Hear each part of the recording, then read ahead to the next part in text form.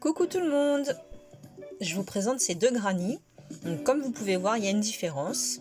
Il y en a un qui n'a pas de bordure et un qui a une bordure avec des sequins. Donc, je me suis amusée à coudre tout le long des sequins. Donc je vais vous montrer comment on fait. Je ne vais pas le faire entièrement, je vais juste vous montrer comment on fait. Si vous voulez décorer vos grannies pour en faire des dessous de verre, dessous de tasse, des dessous de plat, si vous utilisez un autre tissu une autre matière que de la laine, par exemple du coton, je trouve ça super joli. Ça donne un petit côté paillettes faites, un petit côté festif. Alors il vous faudra des sequins. Donc moi j'ai ça, une aiguille, toute petite aiguille et du fil de couture. Donc on va enfiler le fil sur l'aiguille.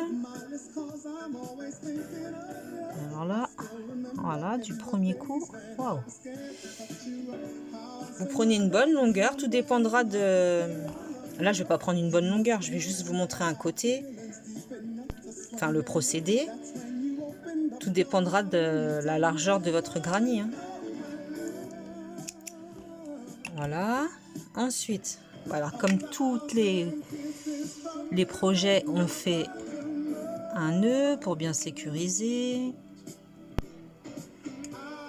Double nœud, triple nœud, quadruple nœud. Parce qu'il ne faudrait pas que ça transperce, que ça traverse la laine. Voilà, on va dire que c'est bon. Alors, comment on fait? Alors moi, je viens m'insérer dans l'angle, sur une maille. Alors, vous voyez, le nœud n'est pas assez grand, assez gros, mais c'est pas grave. C'est juste pour vous montrer. Ensuite, je vais prendre un sequin. Je vais prendre la face. Je rentre l'aiguille côté face.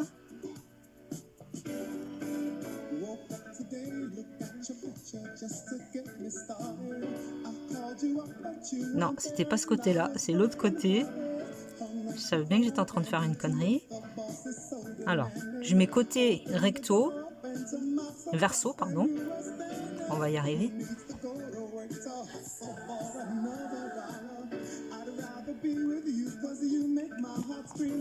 Non, ce côté-là, c'était bien le bon côté tout à l'heure, décidément. Ensuite, vous allez venir planter votre aiguille, vous venez piquer l'aiguille, vous tirez sur votre fil et au dos, vous repassez dans le même trou. Ensuite, on en prend une autre, la face vers nous et on va piquer juste à côté de façon à ce qu'il se chevauche en fait. Vous voyez, le rose est monté sur le violet. Et on replante au centre, ainsi de suite. Vous pouvez mettre autant de couleurs que vous voulez. Moi, j'ai alterné une couleur sur deux. Vous n'êtes pas obligé, vous pouvez faire tout de la même couleur. C'est vous qui voyez encore une fois. Je vous montre juste le procédé, c'est super simple. Quand le fil ne s'en mêle pas. C'est du fil de couture, donc voilà. À chaque fois que vous allez... Non, on va prendre l'autre couleur. À chaque fois que vous allez piquer votre aiguille avec le sequin, vous passez bien tout le fil et vous repassez derrière au même endroit, enfin pas au même endroit, mais disons dans le même trou déjà, comme ceci. Vous repassez une deuxième fois.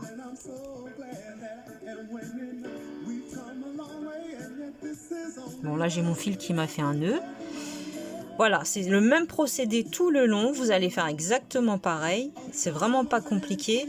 Et puis comme je vous ai dit, ça peut être super joli pour une réception, pour une fête, pour Noël, un anniversaire, peu importe. Pour ce que vous voulez en fait. Même pour l'avoir toute l'année chez vous aussi. Si c'est, vous prenez les couleurs que vous aimez et vous voyez, c'est vraiment pas compliqué. Voilà, j'espère que ça vous aura plu. Salut, salut.